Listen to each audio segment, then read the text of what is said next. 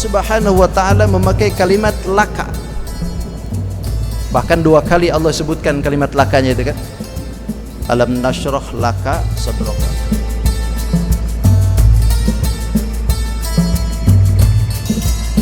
Untuk apa baginda Nabi berkecil-kecil sudah dibelek oleh Allah? Untuk menjadikan akhlak baginda Nabi tidak seperti anak-anak yang lain. Dan memang ini irhas kan, calon Nabi kan. Kalau calon Nabi harus beda. Assalamualaikum warahmatullahi wabarakatuh. Bapak Ibu yang dirahmati Allah, alhamdulillah pagi ini kembali saya bisa dipertemukan, diberikan kesempatan kembali guna bisa bersilaturahmi kembali dengan jamaah Al-Ma'ruf. Jarang-jarang kita ketemu ya, paling bulanan. Dan alhamdulillah hari ini kita dipertemukan dalam keadaan sehat walafiat. Terlebih hari ini kita memasuki tanggal pertama di bulan Rabiul Awal, salah satu bulan yang dipilih oleh Allah Subhanahu wa ta'ala karena di dalamnya ada kelahiran Sayyidul Wujud, yaitu Sayyiduna Muhammad sallallahu alaihi wasallam. Kenikmatan yang diberikan oleh Allah kepada baginda Nabi memang begitu besar ya. Bahkan di dalam ayat pun Allah menyebutkan wala sawfa yu'tika rabbuka fatarda. Kata Allah, nanti aku akan berikan nikmat yang besar untuk engkau. Fatarda, sehingga engkau merasa puas dan senang. Dan memang nikmat yang diberikan oleh Allah kepada baginda Rasul itu dibuktikan oleh Allah itu bukan hanya di akhirat saja,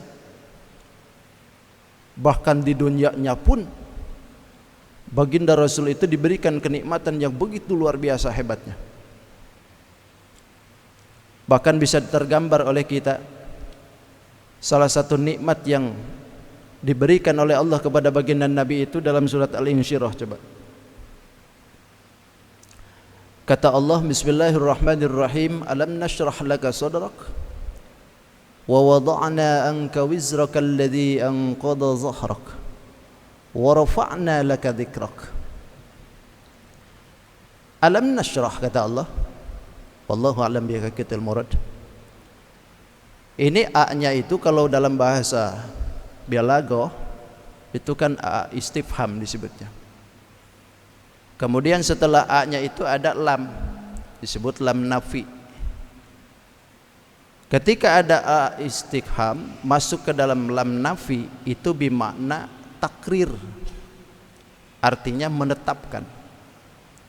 Seolah-olah Allah berkata itu qad syarahna, bukan alam nasrah lagi, qad syarahna, sungguh kami telah melapangkan kau, sadaraka, dadakmu. Dalam kalimat ini Allah Subhanahu wa ta'ala memakai kalimat laka. Bahkan 2 kali Allah sebutkan kalimat lakanya itu kan. Alam nashrah laka sadraka wa rafa'na laka dzikraka. Kalimat laka dipakai oleh Allah. Padahal kalau secara kalimat bisa saja Allah itu menyebutkan kalimatnya seperti ini, alam nashrah sadraka gitu. Atau wa rafa'na dzikraka. Tidak pakai kalimat laka, bisa saja seperti itu. Tapi kenapa dipakaikan kalimat laka? Ini memberikan isyarah bahwasanya Allah Subhanahu wa ta'ala memberikan kekhususan untuk baginda Nabi Muhammad sallallahu alaihi wasallam. Kalimat laka ini sandaran untuk kekhususan baginda Nabi, maka kalimat laka itu menunjukkan bahwa sesungguhnya pangkat kenabian, pangkat kerisalahan dan apa yang diberikan oleh Allah kepada baginda Nabi semuanya balik kepada baginda Nabi, tidak ada urusan balik dengan Allah. Jadi dipakaikan kalimat laka itu bukan untuk Allah, tapi memberikan isyarah bahwa kenabian, pangkat kerisalahan dan kerasulan yang diberikan oleh Allah kepada baginda Nabi itu untuk Nabi. Gak ada urusan dengan Allah gitu. Dan ini kan kehebatan yang luar biasa kan diberikan. Makanya Allah berikan kalimatnya khusus, alam nashrah, sungguh kami telah melapangkan laka untuk engkau ya Muhammad, sadaraka, dada engkau. Kenapa Nabi itu disebutkan kalimat syarah itu? Syarah itu kalau dalam bahasa itu asalnya kan bastul lahmi. Kalau syarah itu bastul lahmi itu kesenangan daging itu asalnya kalau bahasa kita. Tapi yang disebutkan adalah lazimnya. Lazimnya itu maksudnya itu melapangkan. Dilapangkan dada Nabi. Kenapa disebutkan kalimat syarah itu untuk dilapangkan baginda Nabi itu? Sebab begini, baginda Nabi itu ketika diberikan awal-awalan kenabian itu betul-betul rasa sempit hatinya itu. Beban berat yang diberikan oleh Allah kepada baginda Nabi itu membuat baginda Nabi itu ibaratnya kalau bahasa gitu tuh stres gitu. Sehingga untuk beban Nabi ini, hatinya Nabi ini seolah-olah sempit gitu.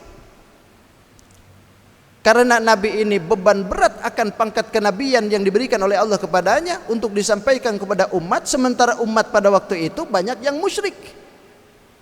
Kan ini beban berat bagi Nabi. Makanya persiapannya pun untuk Nabi itu dadanya dibelek 4 kali kan, dibelah 4 kali Nabi itu.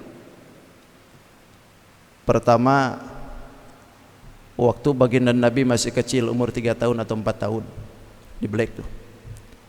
Waktu masih di pengurusan Halimatus Sa'diyah berarti dibelah dada Nabi. Kemudian dikeluarkan hatinya, dibersihkan dengan air zam-zam, lalu dipenuhi dengan keimanan, ilmu, hilim dan sebagainya. Penuhi semua. Untuk apa baginda Nabi berkecil-kecil sudah dibelek oleh Allah? Untuk menjadikan akhlak baginda Nabi tidak seperti anak-anak yang lain. Dan memang ini irhas kan. Calon Nabi kan, calon Nabi harus beda. Masa calon Nabi main game? Gak mungkin. Jangankan calon Nabi, calon wali aja sudah beda dari kecil tuh. Beda itu.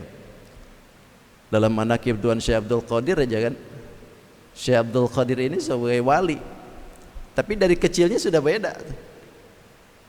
Bahkan kalau datang bulan Ramadan itu, Syekh Abdul Qadir itu dari mulai waktu subuh tidak mau bernetek itu ke ibunya tuh, sampai datang maghrib. Sebulanan tuh begitu. Siangnya itu nggak mau netek, malam aja nanti begitu maghrib datang netek baru. Berarti kan puasa tuh dari kecil. Itu calon wali, apalagi di calon Nabi, dibersihkan oleh Allah waktu itu. Lalu yang kedua dibelek lagi pada umur yang ke-10, umur 10 tahun Nabi dibelah, dibersihkan lagi. Untuk apa tujuannya? Tidak lain ketika Nabi menjelang baligh, Nabi ketika mencapai hukum baligh, maka Nabi memberikan Allah Subhanahu wa taala untuk akhlak yang lebih mulia. Diberikan oleh Allah Subhanahu wa taala ala ajmalil akhlak. Akhlaknya supaya lebih tinggi, supaya makin elok, makin indah di Nabi. Maka diluruskan lagi. Yang ketiga, ketika diangkat jadi kenabian, dibelah lagi itu Nabi. Karena memang Nabi akan memikul Quran kan, memikul ilmu, memikul segala-galanya. Allah harus kuatkan tuh. Dikuatkan hati Nabi. Lalu yang keempat, ketika Nabi mau Mi'raj, mau menjelang Mi'raj, dibelek dulu lagi Nabi itu. Untuk apa? Karena persiapan Nabi akan menghadapi alam malakut, alam yang belum pernah Nabi gapai, alam yang belum pernah kami lihat. Maka harus dipersiapkan sedini mungkin, dibelek oleh Allah, dibersihkan. Dan itu menunjukkan bahwa syarahna laka sadraka itu sudah 4 kali diberikan oleh Allah, dilapangkan oleh Allah Subhanahu wa taala. Maka ini kan kemuliaan bagi Nabi. Tidak ada manusia selain Nabi yang dibelek seperti itu. Makanya laka sodoroka dikhususkan oleh Allah kalimat laka karena memberikan kemanfaatan balik kepada baginda Nabi Muhammad SAW. Yang kedua, wa wada'na anka wizrak, dihilangkan oleh Allah wizraka, beban berat Nabi, alladzi anqadha dhahrak, yang memberatkan punggung Nabi. Dhahra itu kan punggung asalnya, tapi dalam bahasa itu dilazimnya yang kita ambil itu seperti orang yang ketika memikul. Kalau orang memikul itu kan biasanya punggung yang beratnya.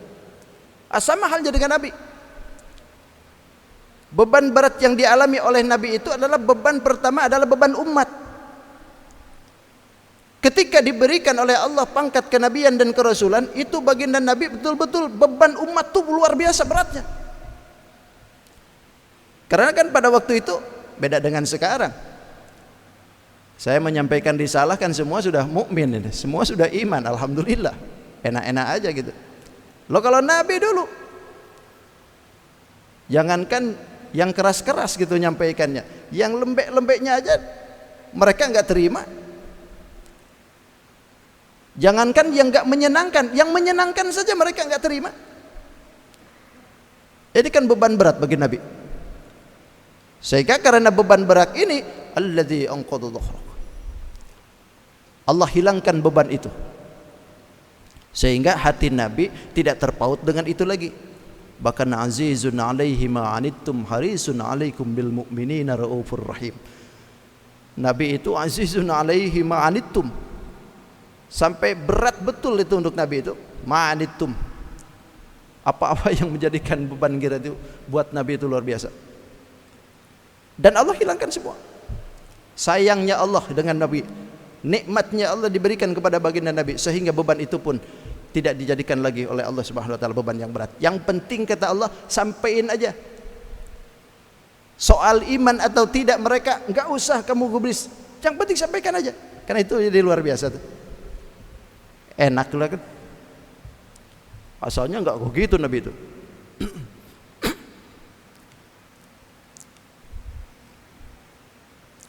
Yang kedua, asqalun nubuwwati wat tabligh, yang menjadikan beban baginda Nabi itu adalah beban berat pangkat kenabian dan tabligh, menyampaikan pangkat kenabian itu. Lo orang sudah kebiasaan kadung menghadapi patung-patung kan, sudah kebiasaan hidupnya ugal-ugalan, sementara datang Nabi diatur-atur. Kan ini beban berat jadi. Mau bagaimana itu Nabi enggak berat untuk Nabi, sedangkan pada waktu itu semuaan hidupnya ugal-ugalan, tidak bisa dibereskan gitu. Sementara sekarang Nabi disuruh menyampaikan tabligh kenabian dan kerisalahan. Ini beban berat bagi Nabi. Lalu pada akhirnya Allah pun berikan kesempatan untuk Nabi. Pokoknya sampaikan aja dah. Kada usah mikir-mikir apa-apa kata Allah. Tenang saja. Bahkan Allah berikan jaminan kepada baginda Nabi, kalaupun ada kesalahan dalam penyampaiannya, kami ampuni sudah. Liyaghfira lakallahu ma taqaddama min dzambih, gitu kan begitu. Allah ampuni apa yang sudah terjadi untuk engkau. Bahkan Allah berikan pemaafan untuk baginda Nabi itu sebelum terjadi salah, Allah sudah maafin. Tapi kan enggak mungkin manusia salah. Jadi saking memberikan keluasannya untuk baginda Nabi, sampai Allah berikan seperti itu. Kemudian yang ketiga, kenikmatan yang diberikan oleh Allah kepada baginda Nabi adalah wa rafa'na laka dzikrak. Allah tinggikan penyebutan baginda Nabi Muhammad sallallahu alaihi wasallam. Dan di dalam rangkaian kalimat itu pun juga sama, pakai kalimat laka.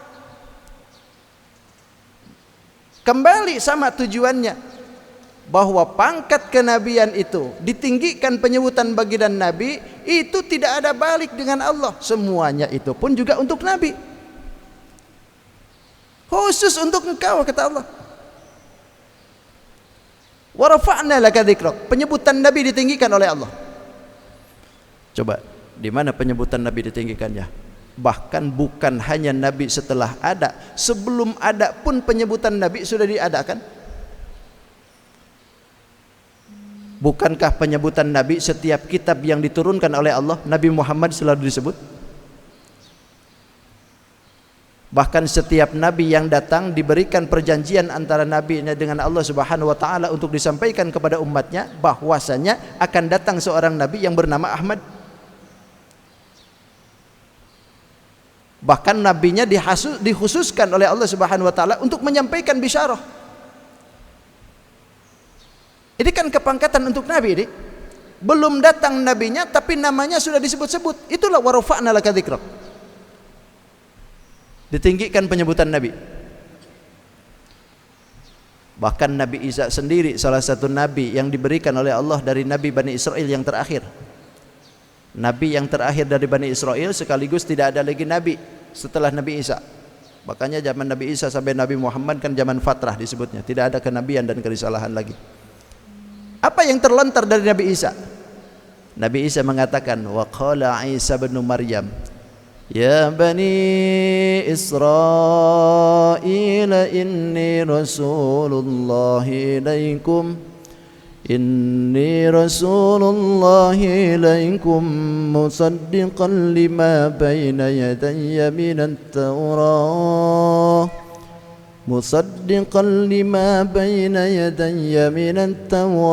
wa mubashiran birasulin ya'ti min ba'di ismuhu Ahmad falamma ja'ahum bil bayyinat qalu hadza sihrun mubin.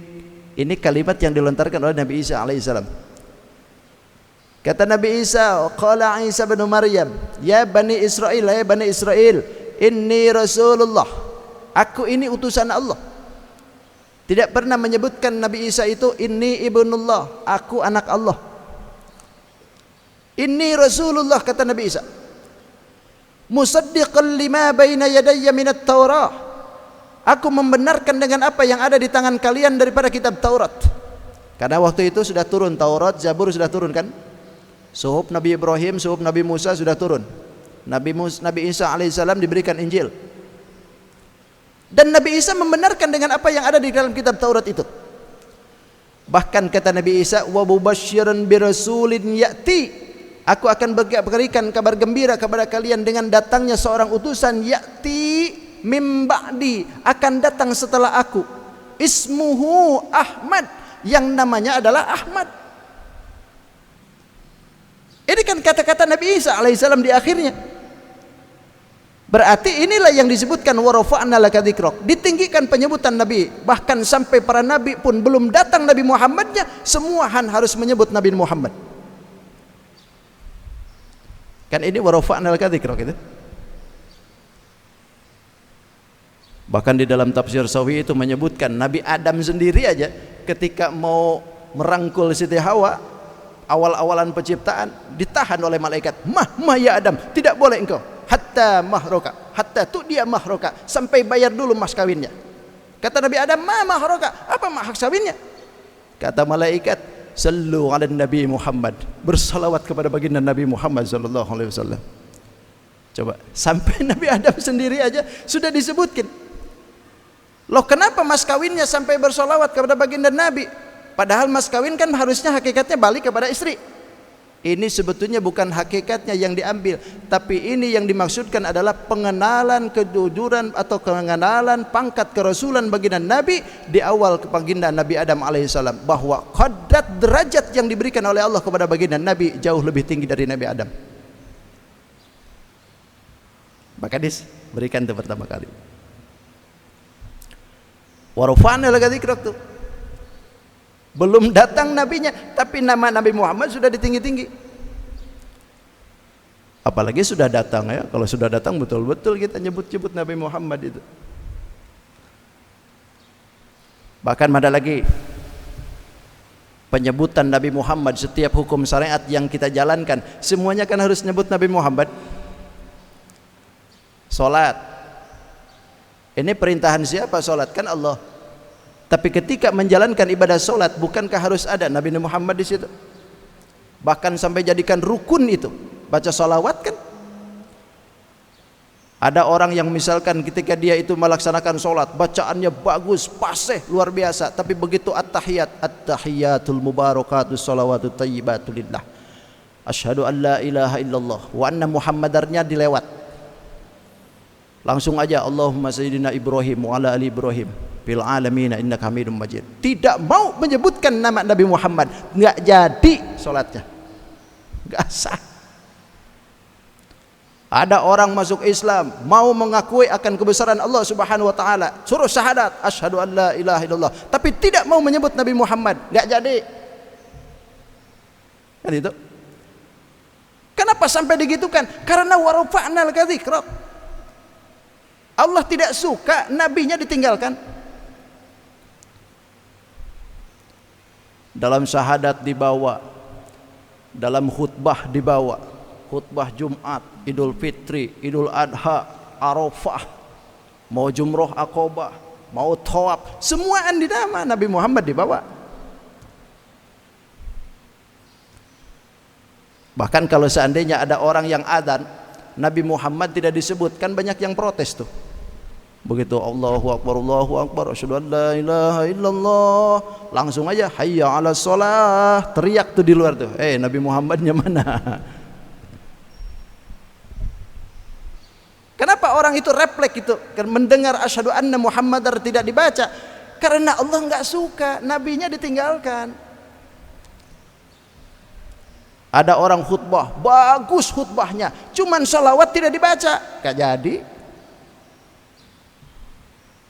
Kan pernah kejadian kalau orang khutbah tidak menyebut Nabi Muhammad, kan ribut se-Indonesiaan. Sebetulnya syariatnya bukan bangsa Indonesia yang meributkan, tapi hakikatnya Allah enggak suka nabinya ditinggalkan. Karena Nabi Muhammad sudah diberikan jaminan wa rafa'na laka dzikrak, ditinggikan penyebutannya. Allah enggak suka nabinya ditinggalkan begitu saja gitu.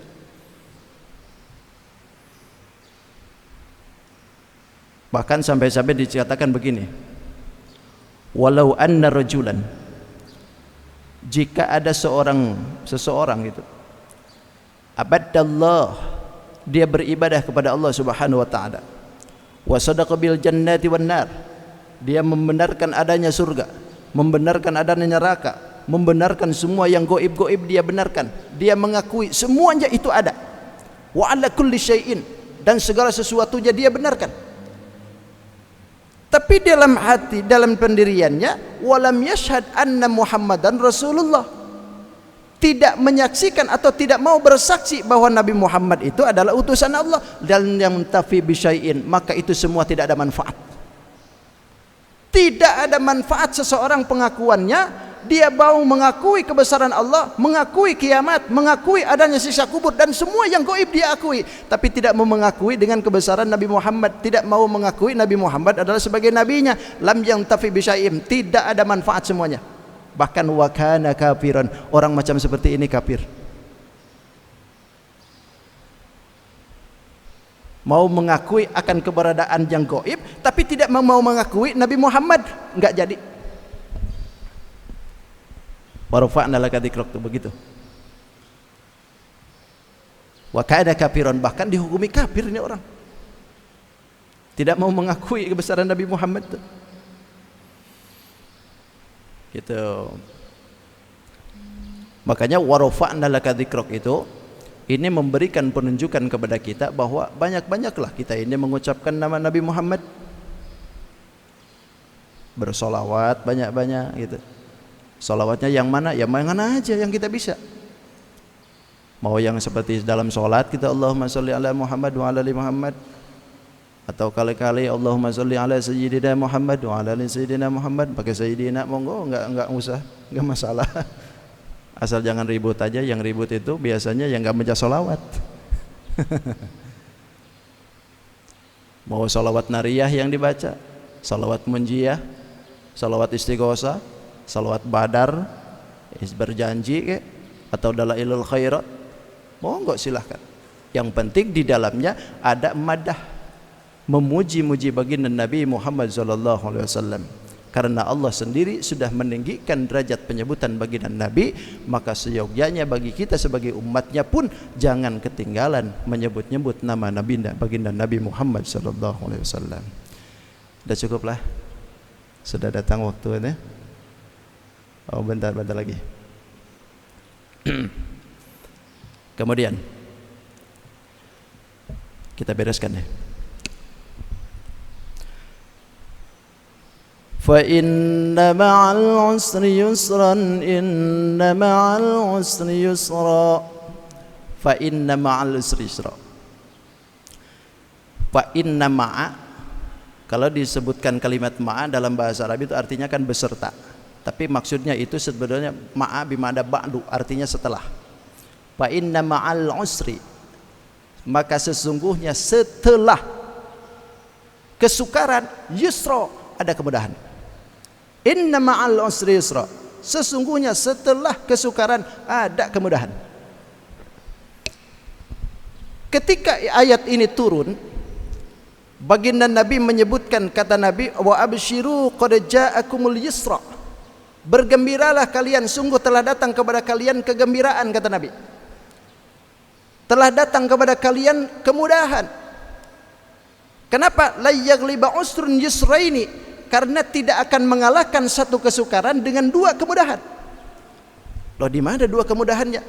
Sebetulnya begini. Kalimat inna ma'al usri yusra, inna ma'al usri yusra itu dua kali kan disebut.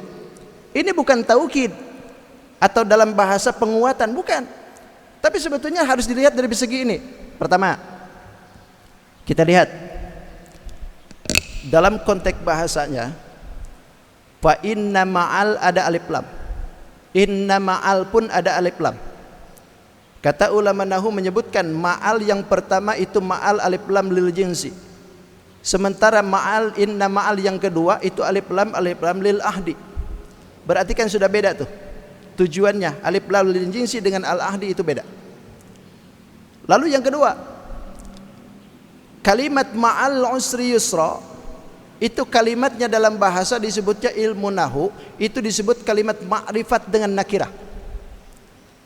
Inna ma'al yang pakai alif lam itu ma'rifat, sementara yusra-nya tidak yang pakai ma'rifat, itu disebutnya nakirah. Nah, di dalam dialek bahasa Arab, kalau ada isim ma'rifat disebut dua kali, berarti pemaknaannya yang pertama dengan yang kedua sama saja. Itu sama saja. Berarti inna ma'al yang dinamain itu ma'al itu adalah kesukaran. Berarti yang pertama dengan yang kedua sama saja. Berarti cuma satu kan? Sementara yusra ini adalah kalimat nakirah, masih umum. Ketika dalam bahasa Arab kalimat nakirah diulang dua kali, berarti pemaknaannya ma'al yusra yang pertama beda dengan yusra yang kedua. Berarti yusra yang pertama itu kemudahan, yusra yang kedua pun juga kemudahan, tapi beda. Berarti yusra yang diartikan kemudahan ada dua, sementara ma'al usra, usra-nya berarti cuma satu. Itu artinya 1:2. Makanya kenapa disebutkan kata baginda Nabi absyiru qad ja'akumul yusra, karena Nabi sudah menyebutkan ini berdasarkan kata yang diberikan oleh Allah Subhanahu wa taala. Ini menunjukkan bahwa kesukaran itu cuma satu, sementara kemudahan dua. Gak mungkin dong dua kalah dengan satu. Makanya pantas kata Nabi absyiru qad ja'akumul yusra, bergembiralah kalian karena sudah tumbuh, sudah datang kepada kalian kemudahan. Yang mana kata Nabi la yaghliba usrun yusra, ini tidak mungkin kesukaran satu bisa mengalahkan dua kemudahan. Makanya ini menunjukkan kepada kita bahwa dalam hidup itu jangan liatin susahnya, karena sebetulnya di dalam kesusahan itu pasti ada kemudahannya. Bahkan banyak mudahnya hidup itu daripada susah. Sekarang kita susah, jangan dilihatin sekarang, besok lusa siapa tahu kita ini hidup jadi senang, kan gitu. Makanya kata ulama falaitai asu idza asarta yauman, Bila mana engkau diberikan kesukaran satu hari, jangan putus asa, kata Allah. Karena faqad aisar tapi dahri tawilan, karena engkau telah diberikan keluasan itu dalam waktu yang lawas. Kita diberikan fakir, paling berapa lama disebutkan kafir? Tapi kalau seandainya sudah diberikan kaya, wah, lawas tuh. Kita diberikan sehat, berapa lama tuh? Lawas. Begitu dikasih corona cuma 2 tahun, stres. Padahal sudah berapa lama kita nih nggak ada itu. Stres 2 tahun tuh. Wow, segala-galanya apa? Nyalahin corona, segala-galanya kita. Sampai hidup ada yang bunuh diri segala gara-gara corona itu. Padahal kita ini kalau diukur secara apa yang diberikan oleh Allah, berapa lama kita ini hidup bebas dari corona? Sekarang perhitungkan, hidup bebas dari corona itu berapa lama, dengan coronanya berapa lama? Tapi kita ini kadang-kadang mikirnya coronanya, nggak dipikir sebelum corona gitu. Coba sekarang alhamdulillah corona sudah melandai gitu kan, mudah-mudahan aja hilang semua lah gitu. Setelah ini berapa lama kan, mudah-mudahan aja sampai anak cucu kita nggak ada yang ngalami lagi begitu gitu kan. Tapi itulah yang diberikan oleh Allah Subhanahu wa taala. Makanya segala sesuatu kesukaran itu jangan dilihatin sukarnya sekarang, tapi lihatlah nanti setelahnya. Karena enggak mungkin satu kesulitan itu akan mengalahkan 2 kemudahan gitu. Itulah pemaknaan inna ma'al usri yusra. Makanya kata Nabi, kata Allah, fa idza faragta, bila mana engkau telah beres mengerjakan sesuatu, fansab, kerjain lagi yang lain. Artinya jangan kita ini sudah merasa puas dengan apa yang ada. Ketika kita sudah selesai sholat subuh, kerjain lagi ngaji, taklim, zikir, sholat duha. Ketika beres sholat isya, siapkan lagi nanti sholat malam. Itu adalah fansab. Bahkan terakhirnya Allah Subhanahu wa taala menyebutkan kepada baginda Nabi, fa idza wa ila rabbika farghab, dan terhadap Tuhanmu farghab, teruslah berharap. Artinya jangan memutuskan segala pengharapan kita dengan Allah Subhanahu wa taala. Karena sejatinya semua apa yang kita lakukan ujung-ujungnya itu bitakdirillah. Makanya lakukan segala apa yang telah ada, lakukan semua hukum yang telah diberikan oleh Allah kepada kita, pada akhirnya kita pasrahkan dengan Allah Subhanahu wa taala. Itulah inti daripada surat yang diberikan kenikmatan oleh Allah Subhanahu wa taala kepada baginda kita Nabi Muhammad sallallahu alaihi wasallam. Mudah-mudahan Allah Subhanahu wa taala membukakan dalam kehidupan kita hidup yang senantiasa menjadikan kita dekat dengan Allah dan Rasul-Nya, dan mudah-mudahan Allah Subhanahu wa taala mentakdirkan hidup kita bisa berkumpul dengan baginda Nabi Muhammad sallallahu alaihi wasallam. Terima kasih atas segala perhatian, mohon maaf atas segala kekhilafan. Insyaallah kita ketemu lagi di lain hari dan kesempatan yang akan datang. Hadanallah wa iyyakum ajma'in. Khudmah safa wa damakadar. Assalamualaikum warahmatullahi wabarakatuh. Allahumma salli wa sallim ala sayyidina Rasulillah ajma'in. Amin ya Allah rabbal alamin. Bismillahirrahmanirrahim. Alhamdulillahi rabbil alamin. Hamdan syakirin, hamdan na'imin, hamdan yuwafi ni'amahu wa yukafi mazidah. يا ربنا لك الحمد كما ينبغي لجلال وجهك الكريم وعظيم سلطانك. اللهم صل على سيدنا محمد وعلى ال سيدنا محمد. اللهم رب انفعنا بما علمتنا، ربي علمنا الذي ينفعنا، ربي فقهنا وفقه أهلنا وقربات لنا في ديننا. توسلنا بتعالم توسلنا بتعليمين، أن ترزقنا الواسعة وأن ترزق الآمنة. ربنا آتنا في الدنيا حسنة وفي الآخرة حسنة وقنا عذاب النار. بفضل سبحان ربك رب العزة عما يصفون وسلام على المرسلين والحمد لله رب العالمين. تقبل الله منكم.